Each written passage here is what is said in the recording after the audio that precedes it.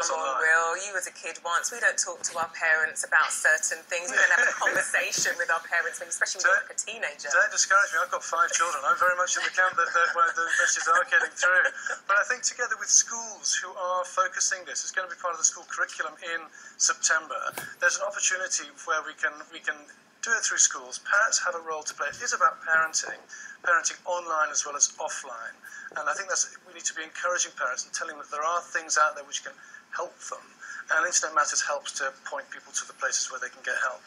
So Benedict, what are your thoughts on this? Would you agree with, well, it's the role of parents perhaps to do more and to play a part in all of this? Well, I think it's the role of many of us in society. I mean, I come at this from various different directions because I was a secondary school teacher. I was head of PSHE, which included sex education.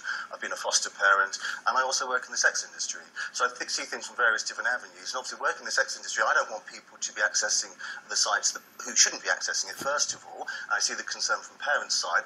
And I also think there's many things, there's many parents out there who, like Will says, who want to know how to, safeguard their internet, but because they've grown up in a world that the technology was different, and things changing so rapidly, something like this site is a brilliant idea. It's anything that empowers them. But I also see things from, I think in some ways that's one side. I also see things from the other side. Education is such an important thing as well, that we've got to be, and as you said, we don't talk about it. We didn't used to talk about it with our parents, but we've got to kind of change our attitude. We've got to be far more open and honest with our young people. We've got to allow them to be able to talk to their parents and to their teachers about these sorts of things in an open way.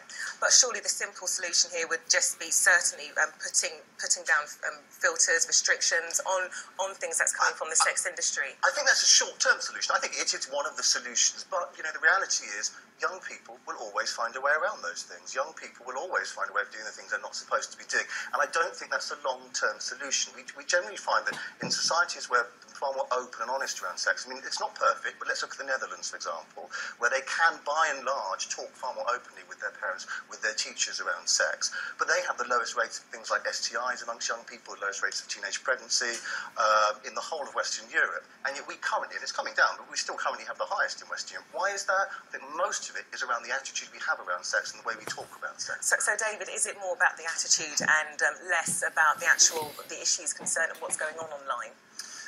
Yeah, I think what's